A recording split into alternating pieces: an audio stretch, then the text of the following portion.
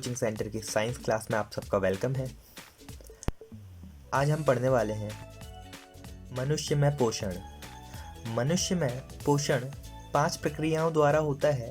सबसे पहले अंतर्ग्रहण किया जाता है, फिर उस भोजन का पाचन होता है, फिर उस भोजन का अवशोषण होता है और उसके बाद स्वांगीकरण और फिर बहिक्षेपण होता है। तो चलिए जानते हैं ये 5 प्रक्रियाएं क्या हैं। मनुष्य की आहार नाल मूल रूप से मुंह से गूदा तक विस्तारित एक लंबी नली है। सर्वप्रथम भोजन को मुंह में लिया जाता है, उसके पश्चात दांत उस भोजन को चबाने का कार्य करते हैं और जिह्वा भोजन को लार के साथ पूरी तरह मिलाती है। लार ग्रंथियों से निकलने वाले लार में एमाइलेज एंजाइम उपस्थित होते हैं जो भोज्य पदार्थों में उपस्थित स्टार्च को शर्करा में परिवर्तित करने का कार्य करती है तथा भोजन को मुलायम व नर्म बनाने का कार्य करती है। इसके पश्चात चबाए हुए भोजन का प्रवेश भोजन ग्रसिका में होता है जो मुंह से आमाशय तक भोजन को ग्रसिका की क्रमांकुंचन गति, जिसको पेरिस्टाल्टिक मूवमेंट कहते हैं, द्वारा लाया जाता है। इसके पश्चात भोजन आमाशय में प्रवेश करता है जहां जठर ग्रंथियों से पेप्सिन, हाइड्रोक्लोरिक अम्ल तथा श्लेष्मा का स्रावण होता है। पेप्सिन पाचक एंजाइम है जो प्रोटीन का पाचन करता है। हाइड्रोक्लोरिक अम्ल अम्लीय माध्यम तैयार करता है जो कि पेप्सिन की क्रिया में सहायक होता है और श्लेष्मा आमाशय के आंतरिक स्तर की अम्ल से रक्षा करता है जिससे अम्ल के कारण आमाशय की दीवार में घाव उत्पन्न न हो जाए। इसके पश्चात भोजन क्षुद्रांत्र अर्थात छोटी आंत में प्रवेश करता है जहां आंत्र रस कार्बोहाइड्रेट को ग्लूकोज में परिवर्तित करते हैं, वसा को वसीय अम्ल ग्लिसरॉल में परिवर्तित करते हैं तथा प्रोटीन को अमीनो अम्ल में परिवर्तित करते हैं। इसके पश्चात यकृत तथा अग्नाशय से रस का स्रावण होता है। यकृत पित्त रस का स्रावण करती है जिसमें पित्त लवण उपस्थित होते हैं जो वसा के बड़े टुकड़ों को वसा के छोटे टुकड़ों में परिवर्तित करते हैं जिसे इमल्सीकरण कहते हैं। अग्नाशय से अग्नाशयिक रस निकलता है जिसमें एमाइलेज एंजाइम, ट्रिप्सिन एंजाइम और लाइपेज एंजाइम उपस्थित होते हैं। प्रोटीन ट्रिप्सिन द्वारा पेप्टोन्स में परिवर्तित किया जाता है। वसा लाइपेज द्वारा वसा अम्ल में परिवर्तित किया जाता है तथा स्टार्च एमाइलेज द्वारा ग्लूकोज में परिवर्तित किया जाता है। इसके पश्चात छोटी आंत में अनेकों अंगुलियों जैसी संरचनाएं होती हैं जिन्हें दीर्घरोम कहा जाता है। ये अवशोषण की सतही क्षेत्रफल को बढ़ा देते हैं और अवशोषण इन्हीं दीर्घरोम द्वारा होता है। इसके पश्चात भोजन बृहदांत्र अर्थात बड़ी आंत में प्रवेश करता है जहां जल का अवशोषण होता है और वर्ज्य या अपशिष्ट पदार्थ गूदा द्वार से शरीर से बाहर निकाल दिया जाता है। इसके बाद हम बात करते हैं श्वसन की। श्वसन एक अनिवार्य क्रिया है जो विभिन्न जैव प्रक्रमों के लिए आवश्यक है। श्वसन 2 प्रकार का होता है, वायवीय श्वसन और अवायवीय श्वसन। देखो, वायवीय श्वसन जो वायु की उपस्थिति में हो और अवायवीय श्वसन जो वायु की अनुपस्थिति में हो। तो चलिए जानते हैं इसके बीच के अंतर को। वायवीय श्वसन ऑक्सीजन की उपस्थिति में होता है और अवायवीय श्वसन ऑक्सीजन की अनुपस्थिति में होता है। वायवीय श्वसन द्वारा ग्लूकोज का पूर्ण उपचयन होता है अर्थात ऑक्सीकरण होता है जिसमें कार्बन डाइऑक्साइड, जल और ऊर्जा मुक्त होती है। अवायवीय श्वसन में ग्लूकोज का अपूर्ण उपचयन होता है जिसमें एथेनॉल, लैक्टिक अम्ल, कार्बन डाइऑक्साइड और ऊर्जा मुक्त होती है।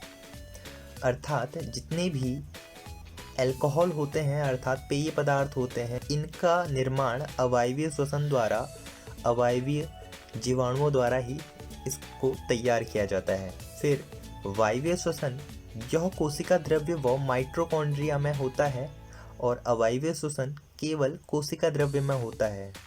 वायवीय श्वसन द्वारा अधिक ऊर्जा उत्पन्न होती है, लगभग 36 एटीपी, और अवायवीय श्वसन द्वारा कम ऊर्जा उत्पन्न होती है, लगभग 2 एटीपी। वायवीय श्वसन का उदाहरण है मानव या अन्य जीव। अवायवीय श्वसन का एग्जाम्पल है यीस्ट इत्यादि। तो चलिए हम जानते हैं मानव श्वसन तंत्र किस प्रकार कार्य करता है, अर्थात मनुष्य किस प्रकार सांस लेता है। सर्वप्रथम वायु नासाद्वार द्वारा होते हुए श्वास नली में प्रवेश करती है। यह श्वास नली भीतर की तरफ जाकर श्वसनी अर्थात 2 भागों में विभाजित हो जाती है, जिसके पश्चात यह फेफड़ों के अंदर प्रवेश करती है और फेफड़ों में श्वसनियाँ अनेक भागों में विभाजित हो जाती हैं, जिनको श्वसनिका कहा जाता है।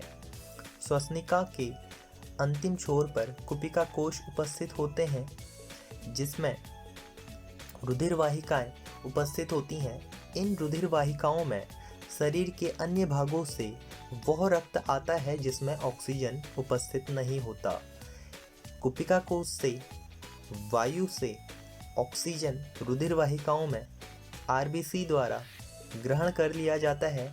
आरबीसी में हीमोग्लोबिन होता है जो ऑक्सीजन को अवशोषित कर यह शरीर के अन्य भागों की तरफ गति करने लगता है और कुपिका कोश द्वारा वह वायु जिसमें ऑक्सीजन नहीं है अर्थात अन्य गैसें तथा कार्बन डाइऑक्साइड को फेफड़ों में पुनः वापस भेज दिया जाता है, जहां से यह पुनः श्वसनिका, श्वसनी, श्वास नली और कंठग्रसनी द्वारा होते हुए नासाद्वार से बाहर निकाल दी जाती है। तो ये था मानव श्वसन तंत्र। तो चलिए जानते हैं मानव श्वसन क्रिया किस प्रकार से होती है।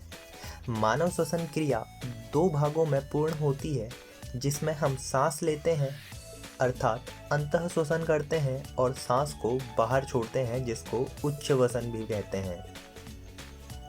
तो चलिए जानते हैं इन दोनों में अंतर कि अंतः श्वसन क्या होता है तथा उच्छ्वसन क्या होता है। अंतः श्वसन के दौरान वक्षीय गुहा फैलती है अर्थात सांस को अंदर भरा जाता है।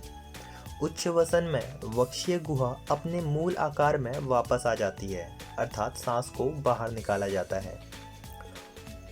पसलियों से संलग्न पेशियां सिकुड़ती है और उच्छ्वसन में पसलियों की पेशियां शिथिल हो जाती है। अंतः श्वसन में वक्ष ऊपर की ओर बाहर की ओर गति करता है। उच्छ्वसन में वक्ष अपने स्थान पर वापस आ जाता है।